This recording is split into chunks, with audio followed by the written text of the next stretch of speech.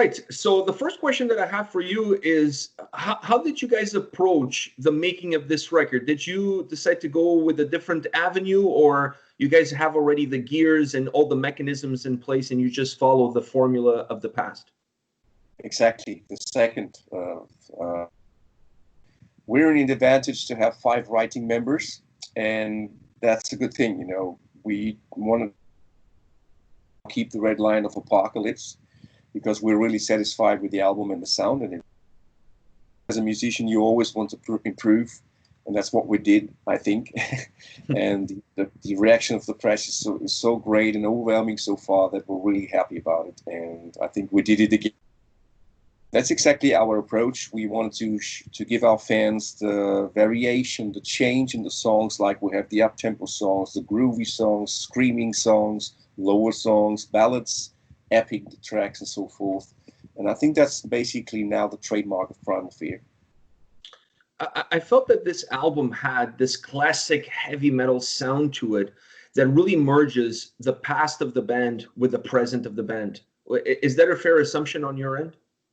Exactly. Yes, you're really good in somehow checking this out because yeah, you can still hear the history in Primal Fear and nowadays songs, because I mean the kernel, like Matt, Tom, and I are still together, and you can really tell. But you always also have these newer elements from the latest album, started from Delivering the Black, for instance. That somehow was a different approach of sounding even more heavy in terms of sounds and stuff. Mm-hmm. And that's a good mixture. I totally agree. Yeah. It really creates a unique approach, a unique sound, and a very driving album. And this takes me to the next point. When I started listening to this album, I was blown away, absolutely blown away by the structure of the record and by the track listing that you guys put together for this album. How much work, because this to me was not something that just happened by chance. So how much work went into this track listing and to create this structure of ups and downs that you guys have throughout the whole record? Basically, it's a lot of experience in the end, Pedro, because, you know, if you have Matt in the band, you are always in a good advantage to have a guy who has a lot of knowledge about everything. I mean, we all experienced in terms of what we do, in terms of how we play our instruments, sing our songs, you know, and how we record nowadays. But when it comes to decide which songs are going to be on the album, or which red line the album has to be, or tracklist, like you say, then you have to have a good guy like Matt, because he absolutely knows what's going on, and that's why he's the producer in the end. I thought that was incredible that you guys started the record with I'm Alive and you finished with Infinity. And I want to talk about Infinity, but before we get to that song, because that song blew me away, before we get to that song, the way I look at these two tracks is the bookends of a bookcase, because I'm Alive, it kind of felt to me that started off with an intro built into the track itself, and then Infinity finishes off with an outro that's built into the track itself, which gives the perfect start and the perfect end. Is that how you guys created the songs? Yeah, this maybe the beginning of I'm Alive and the ending of Infinity, that's coincidental, but it's like starting a book and like ending a book, right? Mm-hmm. And that's exactly what I said before. If you have so many experience, they know in the end absolutely how it should sound like. I mean, Matt made the suggestions about the track list, and I'm always critical about it, and I listen, and I said, absolutely correct. That's the way how we have to do it and how we have to release it. So, of course, there would have been discussions, but he's always bringing up the good ideas.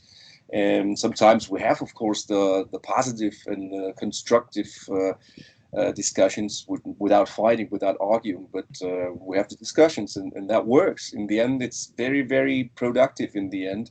And that's how a team should work nowadays in the end. Also, not only in the industry, also in the band.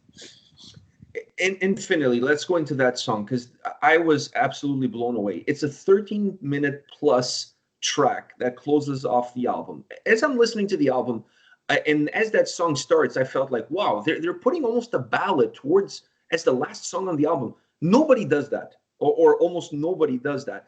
But then as I listen through the song, I'm like, okay, they can't put this as the opener. You can't put it in the middle because it's too long. and it would make too much of a break in the middle. So the only really place to fit this track is at the end.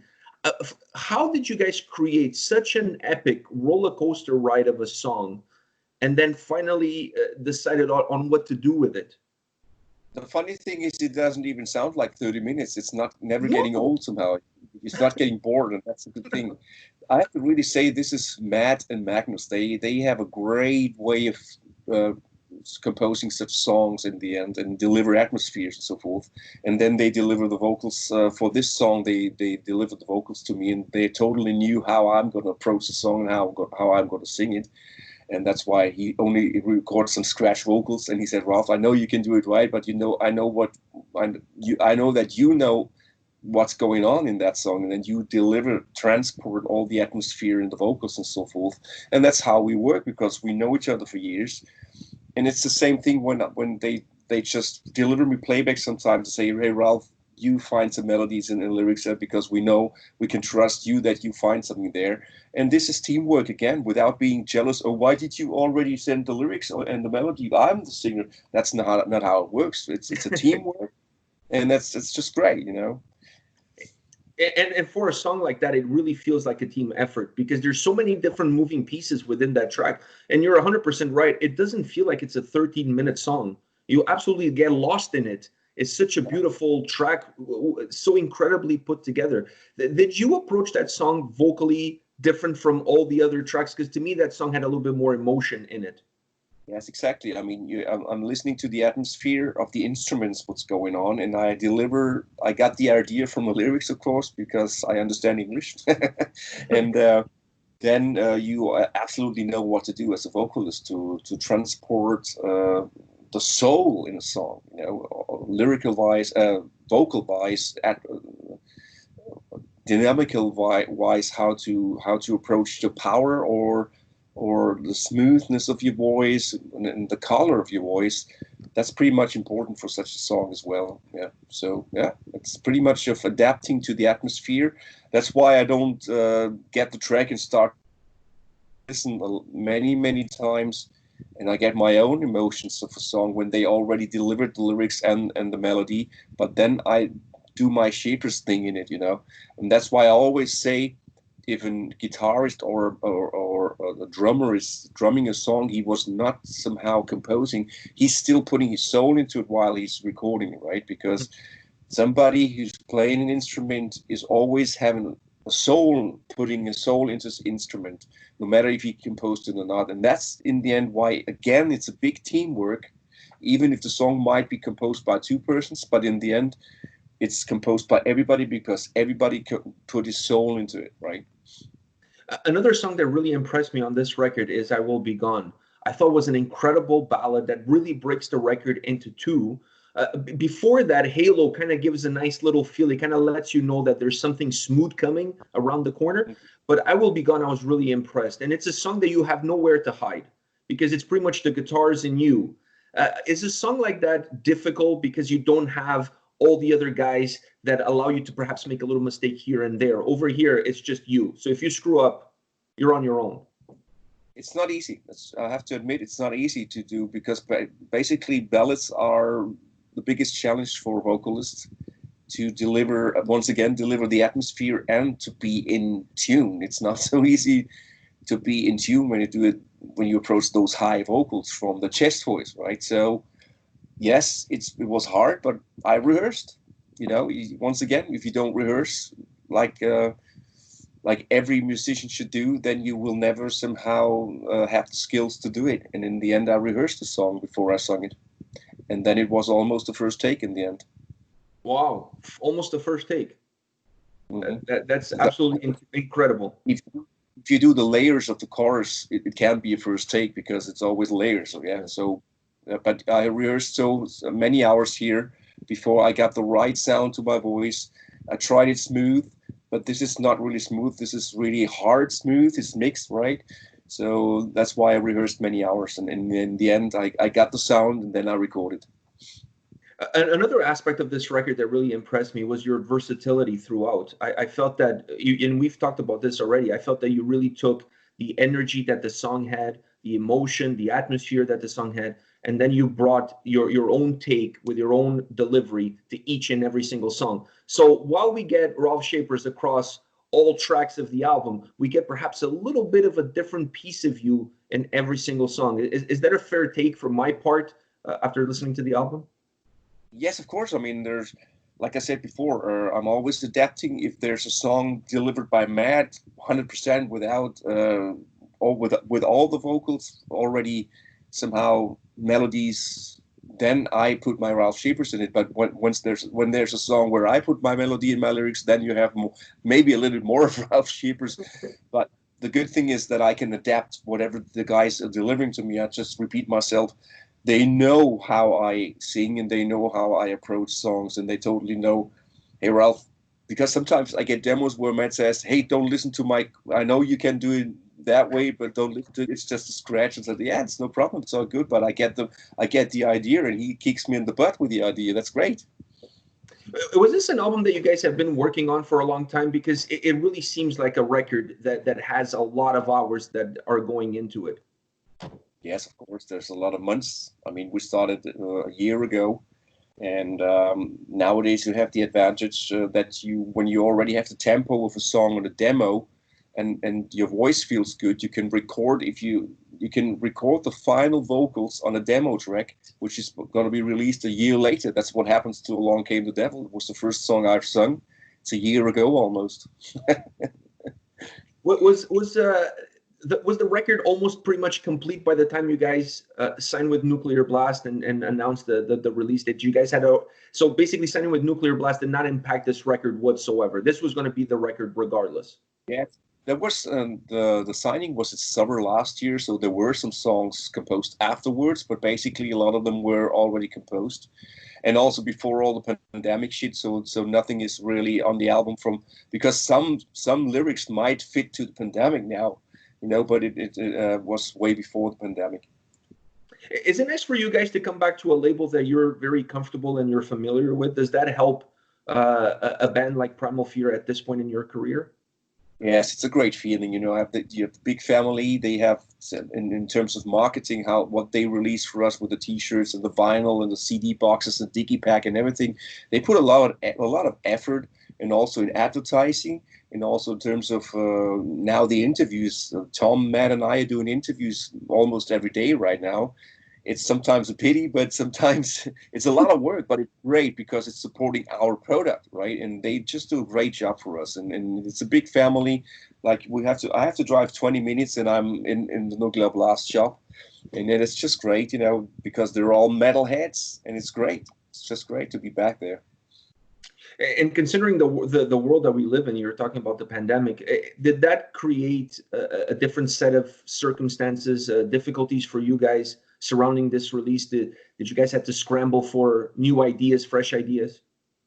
Not the ideas, but we had hard times in terms of photo shoots. We couldn't gather together. I mean, it was not, even now Magnus is not on the video, and all the videos and all the pictures somehow were scrambled together from the first edit, So in the end, it was not easy, but now everything is loosening up. And that's a good thing that now we can gather again. Magnus was not able to fly in from Sweden, and so it didn't happen, in the end. With a new album around the corner, July 24th, this album comes out, and still with the restrictions that are in place, are you guys planning anything in order to give something to the fans, perhaps a live stream or something along those lines, considering that perhaps there's not going to be any summer festivals? Yeah, we're going to release a video almost every month now before our final release of the entire album. So that's our part. We're not the streaming or Autokino cars, planes, brain band. We simply hate it. It's not a thing for a heavy metal band, not for Primal Fear. I don't want to speak for other bands, but we talked about that. It's not our thing to play in front of cars or doing streaming, because it's also still not possible for us to rehearse, because we could do it now, the four guys living in the city, but it's not easy for Michael to come, or for Alex to come, or also for Magnus to come. And that's still the case right now. So that's why it's not happening from our side. And no, even if we would have the chance, we wouldn't do it, because streaming is a great thing. I like what some of my colleagues are doing, and they're doing it great. But I don't think it's happening for Primal Fear. It loses a little bit of the whole point of live music, doesn't it? Like you lose the connection with the audience. Absolutely. And then once again, I mean, yeah, it's a great thing to get over the times and to make the difficult times a little bit easier. But once again, I can't imagine how that should be transported to the people on. It's the same thing like listening to albums on these pieces nowadays. I mean, bands are going into mixing studios, making a big sound, and in the end, people listening to the small speakers of phones in the end. I have to admit, I also do it sometimes, but at least put some plugins and some headphones in and listen to the entire good sound rather than from the small speakers in there, right? And speaking of good sound, if there's one record that has good sound, is Metal Commando. What an incredible album you guys put together. I was blown away with this record across all parameters. I mean, there's nothing that you guys did that is not done at the highest level possible. So I have a couple more questions for you. I know you don't have a lot of time. Was there any song that didn't make the cut, or almost barely didn't make the cut because you guys kind of struggled with it, putting the final touches together? No, I just know there's one song not in the album we did, but that's another issue. It might be released later or whatever. And yeah, but every song which is on the album, we knew that this is the correct song. We have some leftovers, which didn't make it on the album, but that's also maybe a part of doing it as a special EP sometimes, or maybe on the next album. Who knows? It's always good to have a little bit more songs and to pick more songs rather than having less songs and then have to compose some more. Yeah, it's a good problem to have when you have too much to choose from, right? Because that way it allows you to pick the best material and still leave a few things behind in case you have to release an EP or something like that. True, absolutely. The last question I have for you, it's almost more of a comment than a question, but I really want to get your input on this. After listening to the album, I as I was getting ready to record the review, I said to myself, this has got to be the band's best record, at least in the last 20 years. At least. I could go even further, but at least in the absolutely phenomenal. Is that something that you can live with? Or where does this album rank for you personally amongst all the Primal Fear records that you've released? Yes, I mean, you just said it. And the new baby is always the most loved baby. You love all your children, but in the end, the newest one, and it's no lie. I mean, every musician would always support the new product as its best, but it's simply the truth, right?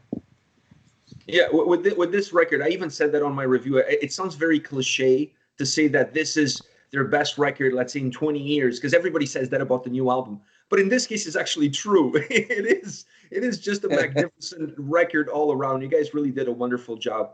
And I want to congratulate you for that. And also thank you for taking the time to chat with me for a little bit today. Thanks for having me, right? And thanks for your support all the years. And yeah, we'll see you next year then. My pleasure, my pleasure. Next time that I see you at Frankfurt Airport having a beer, I'll come in and have one with you. How's that? Absolutely. Let's do this. And say hello, I'm Pedro, because there's so many people sometimes coming and we I don't know, yeah, but hey, hello. All right, so that's a promise. Next time I see you at an airport, I'll come and say hi to you and the guys. Absolutely. No problem, Pedro. Okay. Thank you very much for your time. Thanks for having me, Pedro. Bye-bye. Bye.